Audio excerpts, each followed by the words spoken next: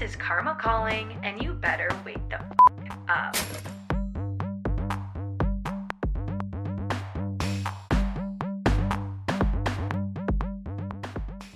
Well, welcome back to the podcast, Karma is Calling. I'm your host, Lauren, and I'm joined by my lovely husband, Chachi. Hey. Hi. Hi. So last time he was on the podcast, we dove into his anxiety, and we haven't recorded for about a month because life has been really difficult. And we'll get into that later regarding our Saturn return or my Saturn return. Mm-hmm.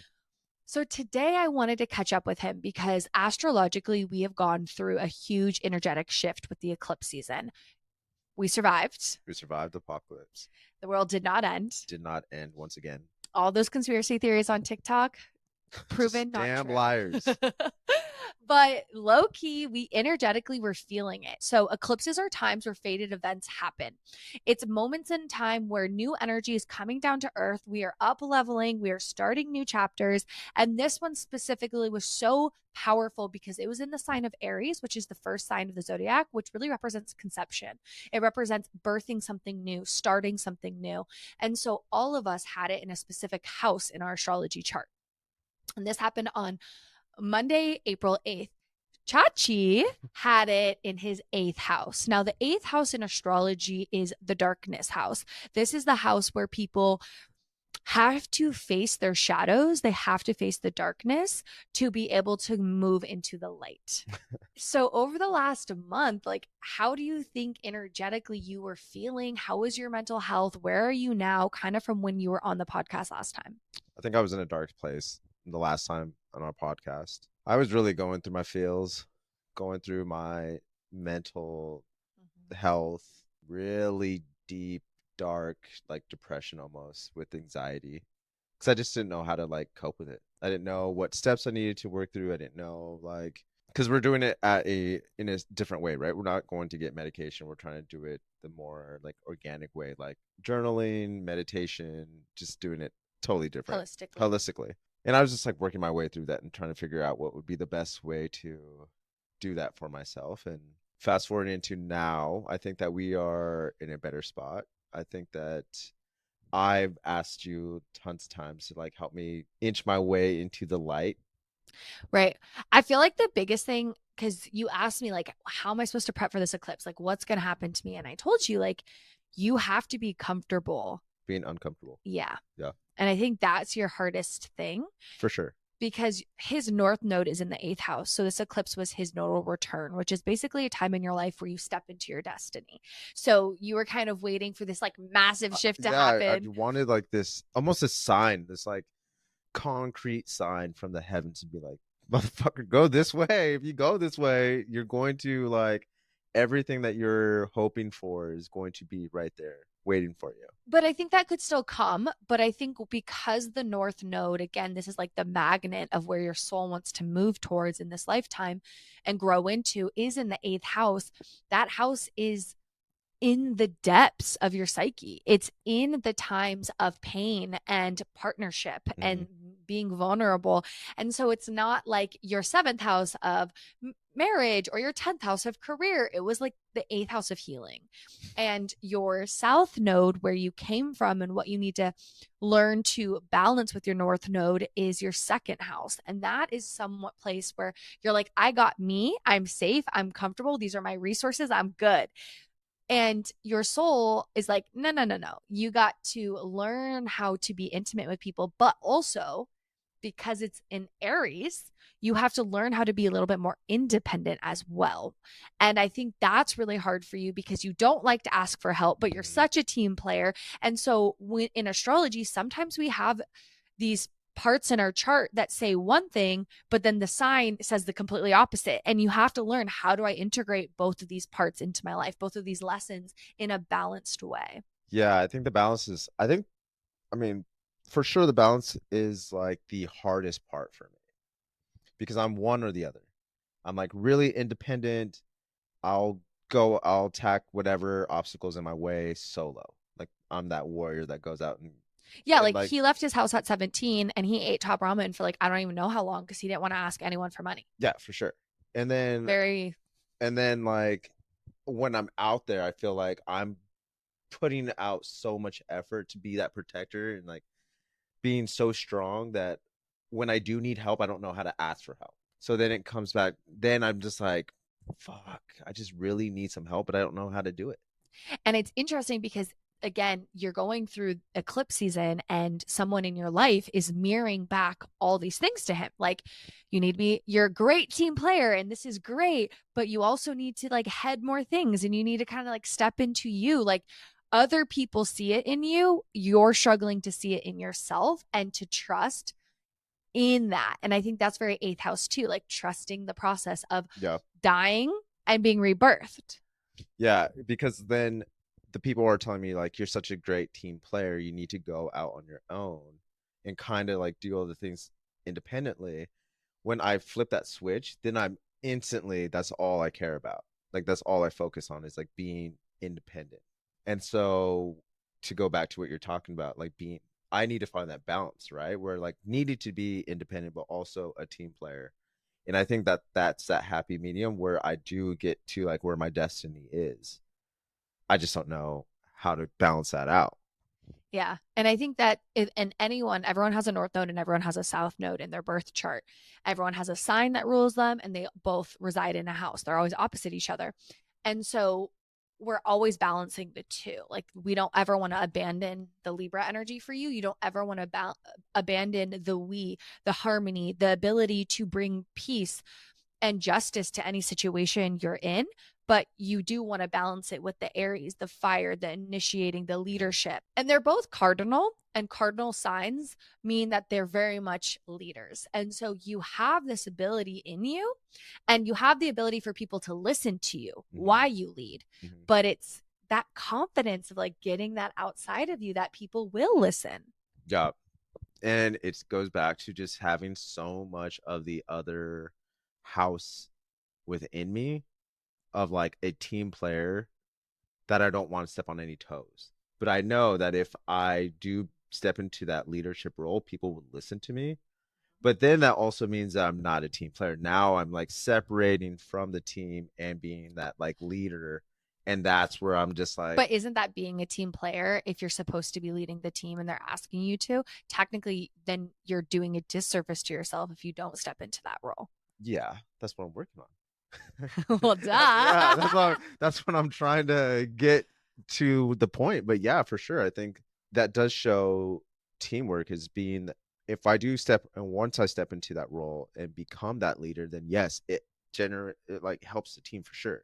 But it's getting my mind wrapped around that title and then having that confidence to be that leader is what I'm struggling with. And this is why it's so important to learn your birth chart, because you are also a Sagittarius, which is another fire sign, but it's also the teacher of the zodiac. They are the philosophers. They are the wise wisdom seekers and holders. And because he has 4 planets there, he has this amazing wisdom. His Saturn's there. He brought this in from past lives. His son's there. This is what he's going to be known for. But he shies away from it. And there's multiple parts in your chart that you're not fully enveloping yourself in. You're not empowering yourself. Myself in. I don't know. I'm like imagining like your chart and like you taking all those planets and that energy and kind of like absorbing them and living them out. And I feel like you cut yourself short and you don't really use a lot of parts of these blessings that you were gifted with in your chart. And you're like, well, I don't know how. I'm like, no, it's in you. You do know how. You have to believe in yourself, which is like so cheesy, but it is super cheesy. And I wish I can do all the things that you're just saying that I have and I possess. I just don't know how to like show it. Like it's like I have this beam of light that just wants to just like burst, and I have like everything that I have inside of me, all the good and all like that powers that you just were speaking to, just like show. And it's just like inside wants, it's like bursting at the seams to like get out. I just don't know how to just like let it go. And it's just like you just see this bright light of just almost like a phoenix. That's the 8th house. That's literally the story of the 8th house. You go from a Scorpio to an eagle to a fucking phoenix. You're there. Or like, at the Matrix, when Neo like gets so much energy and like information that he absorbs, and he starts connecting all these dots, and he's moving faster, he's thinking smarter, like all these things are finally connecting with him to the point where like he blows up and he comes back as one, like the one. That's where I feel like I'm almost at. Like I'm almost at that point where like I can't take any more information. Like everything that's inside of me is route to like blow up to be like I'm great at this part of my life. I'm great at this part, and it's showing. And then I get to that point where like I'm there. And I think that that's kind of the energy of the eclipse. I think it's like so much energy is coming down to earth to turn on these DNA parts of us that have been dormant. Like you're saying, like there's parts of you that have just been laying dormant throughout your life that you are now logically and intellectually aware of, right? We can tell you through tarot, we can tell you through astrology, like we're telling you have gifts, you have gifts. Other psychics are telling you have gifts, and you're just like, okay, yeah, I have gifts, okay. But you're finally like the moment in switching in a spiritual awakening process where you go from the ego to like actually being like ingrained is embodiment, right? Until you believe it in your body and you are like walking the walk, not just talking the talk, you aren't aligned. And so I think for you right now, you're at this like tipping point of the ego understands, the intellectual part of you understands, but now you need to like embody it. And fear is that last step to kind of push you over because you're scared. And I'm wondering, what are you scared of? Like, what are you scared of embodying your gifts? Failing. That's easy. That was an easy question. Failing. There you go, guys. No, I think just like growing up, it wasn't that I couldn't fail. It was if I failed, I'd let other people down. And so I just never wanted to fail. And if I never put myself in a position to fail, then I would never let anyone down because I'd always be able to control. So you stayed in your comfort zone. Yeah, I'd stay in my comfort zone because I knew that I could control what I can control, and what I can control is me being successful in that sense. Like everything else in that little bubble of mine is good. But if I try to take that extra step to be even more successful, then there's room for error, and that error is failing, and I don't want to fail. Which is in turn self-sabotaging you because you're failing, because you're staying stagnant and in that comfort zone. Yeah. And so it's getting used to failing because that's the only thing that's probably constant in our life is failure. In our lives, in both of our lives? No, in everyone's lives. Okay, I was going to say. No matter what, we're going to fail. No matter what, we're going to fall on our face. But that's kind of the lesson of life. Like if you are so afraid to fail, you stay in the same spot, you never grow. Why'd you incarnate on Earth then? Because Earth is all about growth. Yeah, no, that is like, I'm now like seeing it, like understanding you. Like, yeah, we're put on this earth to live. And living comes with failing, also comes with succeeding and everything else. But I just never allowed myself to really grow as a person because of the fear of failing. But that is growth, right? That is what you're supposed to do, is fail sometimes, learn from that failure, and then the next time that happens, you have that experience, and then you can now grow from it. Yeah, and I think a big part of why we're not taught to fail. We're not taught emotional regulation as kids, right? So when you fail, it's devastating. And maybe you have parents that are really hard on you. Maybe you have a coach that's really hard on you, that it's unacceptable, right? Like I had coaches that it was totally unacceptable to lose. It was totally unacceptable to mess up. And now I'm like so perfectionistic because I don't want to mess up, because I remember getting screamed at for that, where now I feel like we're shifting into, well, I think a pendulum. Some parents never let their kids fail at all. But now I think the rhetoric of it's okay, it's how you teach them to fail is so important. Because it's not even failing. No, and I think that you need to people should teach their kids that, like, that lesson, that life lesson, like, if you fail, that's fine. I feel like we need to use a different word though, because like failing, it's if you have a hiccup, it's like sin, right? The definition of sin is you miss the mark. Not that you're a horrible person, you're going to go burn in hell. The translation of sin in the Catholic Church, which we both grew up in, was very, very like scary, fear-mongering. And so it's like, you missed the mark, bud. You got an F. Why'd you get an F? Let's talk about it. Like, instead of you got an F, you failed, go in timeout, right? Like, we always made it. Yeah, it's a shame to that word. And it's just like the act of it. Like, you failed, you are below what you need to be to succeed. And so you're just like, you feel this like heavy weight on you if you hear you failed, right? But it's not like, it shouldn't be that of a bad, it shouldn't be a bad thing. It should be like, okay, what did you miss the mark on? Yeah. What didn't you succeed in fully in? And how do we change that? And I feel like shame and guilt are like the heaviest emotions. Yeah, I get that all the time. Yeah. And that's why like shame is really attached to a lot of trauma too. So a lot of people who have experienced trauma experience a lot of shame and it gets stuck in your body and then it loops in other experiences. And the thing with shame and guilt are emotions are just messaging, right? So like if I'm feeling guilty, it means I believe I did something wrong. If I'm feeling shame, I feel bad. Okay, why? Right? Sometimes we do need to feel guilty because a kid needs to feel guilt to not go steal someone's money again because that's bad. That is bad. But they shouldn't get stuck in the guilt, right? It's like the Catholic Church. Once again, like we talked to your mom, she was like, well, guilt keeps you in line. And it's like, no. That's what the church wants you to believe, right? Yeah. It's especially in the Mexican culture, guilt is massive. I've worked with so many clients whose parents, guilt was the main tactic because that's what they're taught. That and chanclas. So if you're not Mexican, you don't know what a chancla is. It's the sandal that your grandparents or your mom's wearing.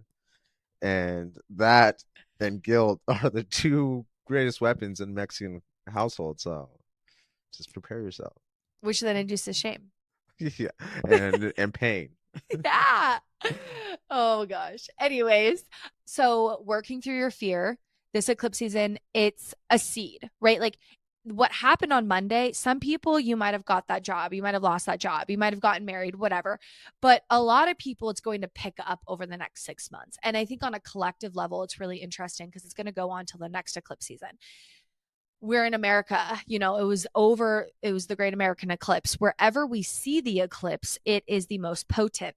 And if you see in 2017, the eclipse went over this way, and then this one went over it basically made an X through America.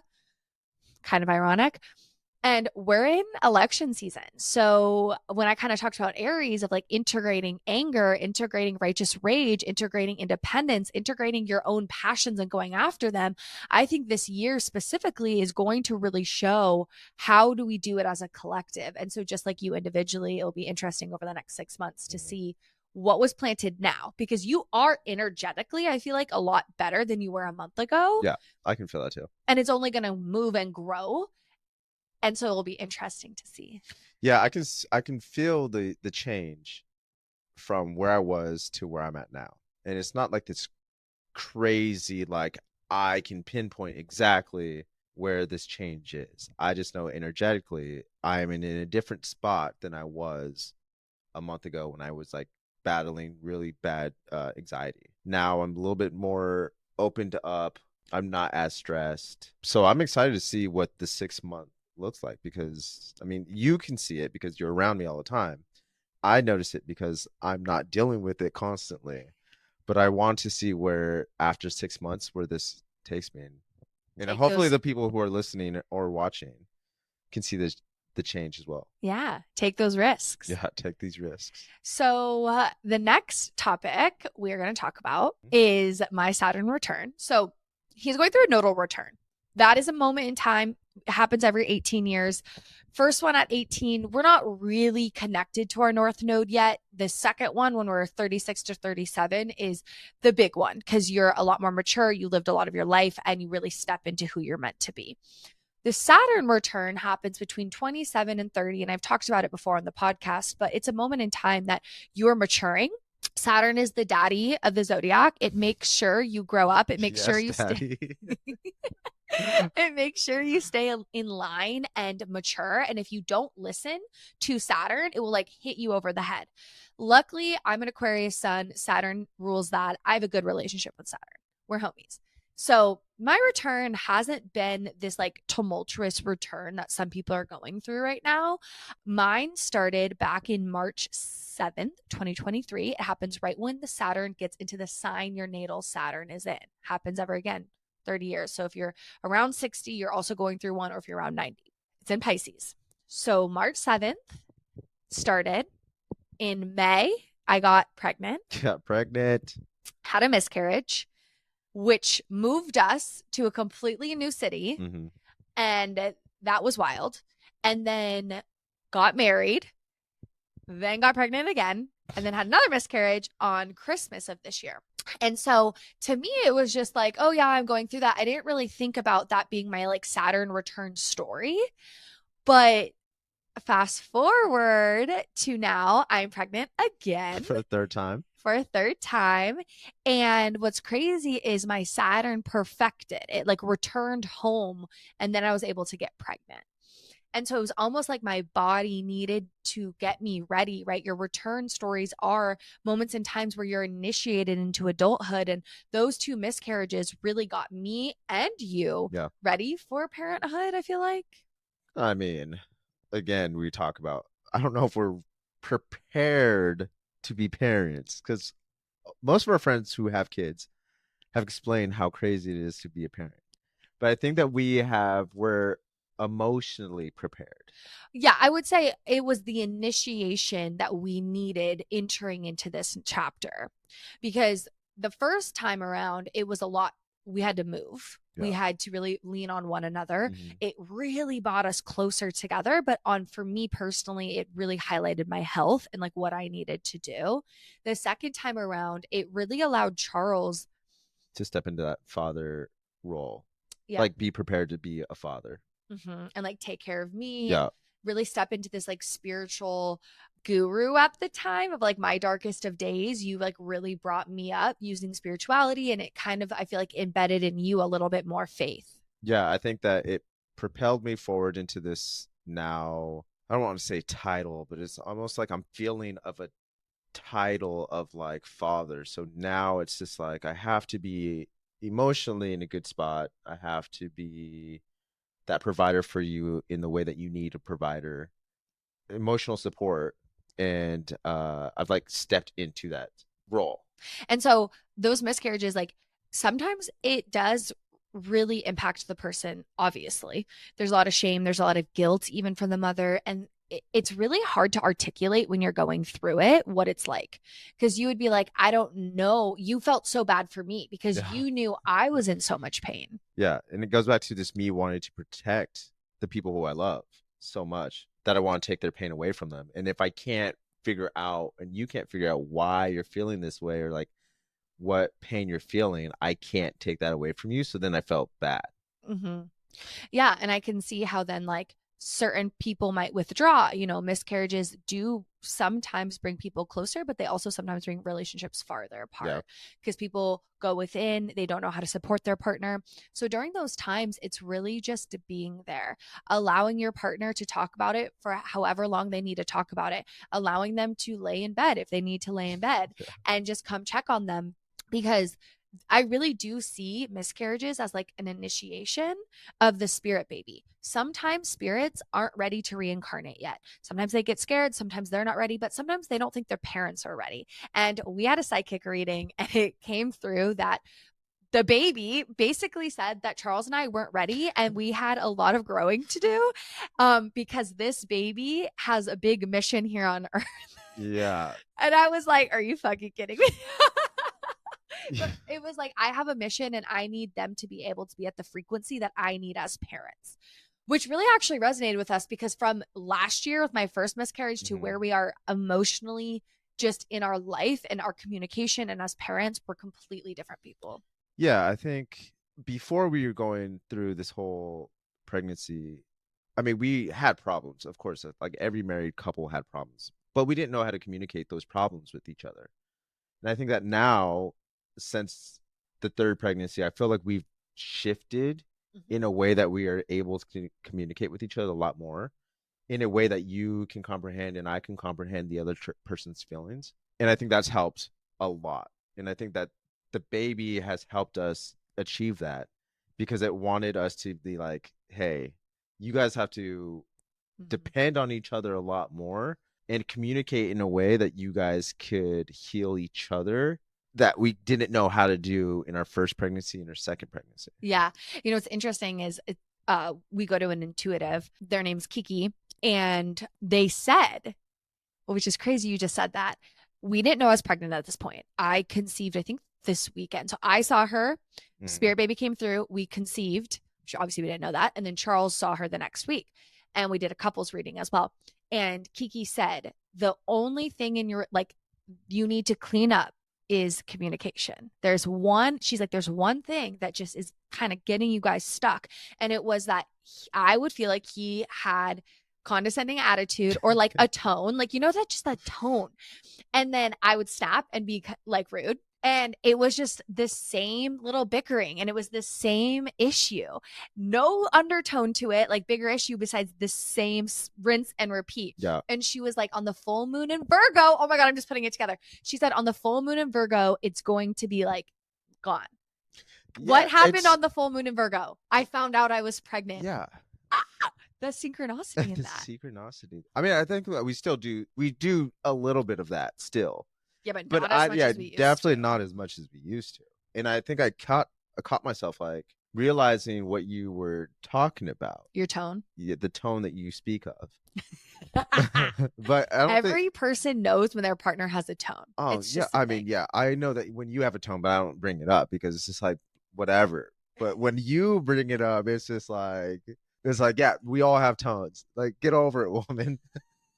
But I think that when we don't do that anymore, or not as much as we used to. Like, I think it's subsided a lot because we're focused on the baby now. It's not even us anymore that we're like arguing. And when we did argue, it wasn't even arguing, we just bickered. But that's the thing is, I think it goes back, and I'm not going to put all the blame on you. Yeah, well, I appreciate that. I definitely have a temper. Not a temper, I have a sass. You're sassy. I'm sassy. You're zesty. But I think you were so unhappy and you didn't know how to articulate your emotions. And moodiness equivalates to not knowing your emotions. And you've done so much work over the last few months to understand your emotions. And that's really helped you communicate better. So you don't unconsciously have a tone with me when you're having a bad day about other things. And then you take it out on me. Yeah. And so I think your self-growth and then mine of like, okay, yeah, I need to stop snapping. Cause like, I also recognize that I could jump on you quickly. Just quickly. And yeah. You reminded me of my dad. Yeah, well, Jimbo's a great guy. You both have this tone. I don't know why you would like ever fight with Jimbo.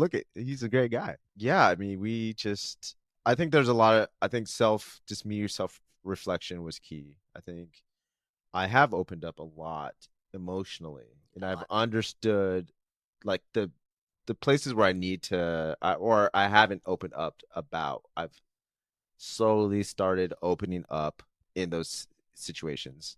That I think has helped us grow, helped us grow in that part of our relationship. And I mean, we're still learning each other. We have like a lifetime to go, but like each chapter's helping. I think it's gonna be interesting because when we have a kid, you're gonna meet a new version of me, and I'm gonna meet a new version of you. Yeah. And they really say that, especially to the fathers, of like, your wife is going to be different. Like, she's going from the maiden to the mother. So I will be different. And not only hormonal changes those first 2 years as well, but it is going to be another transition. And I think that's why couples meet each other and they expect that person to be the same person when they first started dating. And again, it kind of loops back to the other conversation. Like, the point of Earth is to evolve. Yep. And that's what you want to do with your partner. If you guys are evolving together, that's when the relationships gets juicier and deeper and deeper instead of like evolving apart from one another. Yeah. And it's so crazy because like as a couple, as a team, I see us and I'm like, I want us to grow and evolve. Right? I'm looking forward to that evolution of you and I. But independently, I'm so afraid to evolve. Ooh, South Node Libra.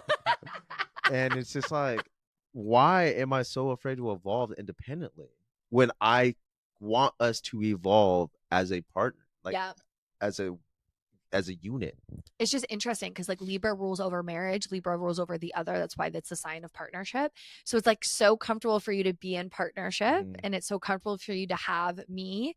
And North Node Aries, like, it's very uncomfortable for you in that sense. And it's a soul journey, and so it's okay that it is uncomfortable. I think it's the awareness that you now have And that's, again, how we can use astrology is like, oh, that's a shadow aspect I have. I need to work on that. And you can like grow into that. Yep. And it's just really interesting using astrology you can layer your chart with your partner's chart to understand what they're working through, but then to also understand what you're working through. And so I really love doing that too, understanding your shadows, but then also I can tell you my shadows. Like one of my big lessons in life is learning about intimacy.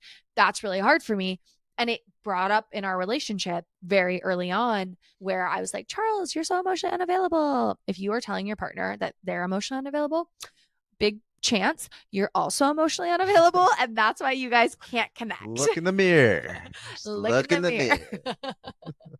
And so astrology has really guided us through a lot of these times where we're like, what's going on? It's like, look at the stars. Yeah, for someone who's not as, or who wasn't as spiritual as I was, I find myself asking you a lot more about what my day, my week, my month, my year is supposed to look like. I'm asking you what to give me my tarot readings. Like I'm starting to, like I'm buying in. Like I'm almost fully buying in. Like I'm almost there. Kind of back to that story of me like almost bursting at the seams of just like wanting to evolve, right? Yeah. It's just, it comes down to just needing to take that step.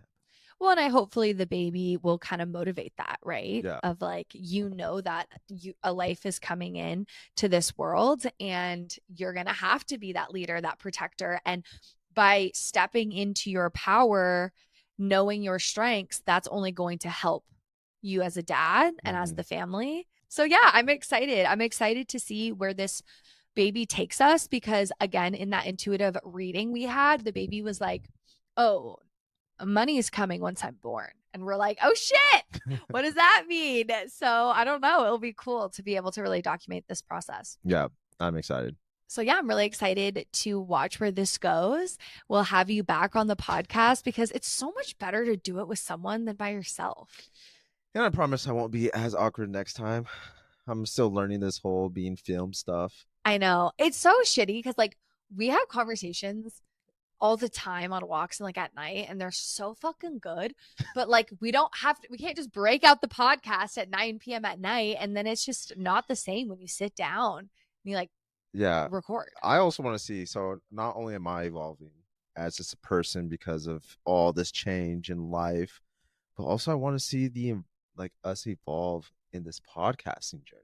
Like people are going to look back and watch this and be like, wow, they looked weird. And now it's just like, damn, look how they glowed up. Oh, hopefully. It was like we were watching one of these couples and they're on their like 200th episode. And the guy was like, I was so anxious and so nervous in those first few episodes. And it's like, it's vulnerable to get on here and just like start talking. And I have been so tired through the first trimester that the podcast fell aside, right? Like I just have not been on my game. And so when I started this back in January, I had in my mind a really different trajectory of it and like frequency of it, but I got pregnant and I just had to roll with it. And so over the last few months, I've revised and reflected and been like, okay, what's sustainable? And so I'm just like playing with it. And I love that you're on it now because I learned in my human design that it's better for me to talk to someone than to talk by myself. Yeah. And so we'll just keep on evolving and see where it fucking goes. See where this goes. Well, thank you so much for being here, everyone. We really, really appreciate your support. So subscribe, like, share, comment any topics. We want to make it like a community. We want to chit chat with y'all. So we're excited to be here next time. Thanks for joining us, Chach. Thank you. To get in touch with me, you can head over to thelunarchild.com and book any astrology or therapy sessions. I'm also on TikTok and Instagram, The Lunar Child, if you want to dive into daily astrology transits, everything you need to know about your birth chart, and some health and wellness goodies. And I will see you all next time.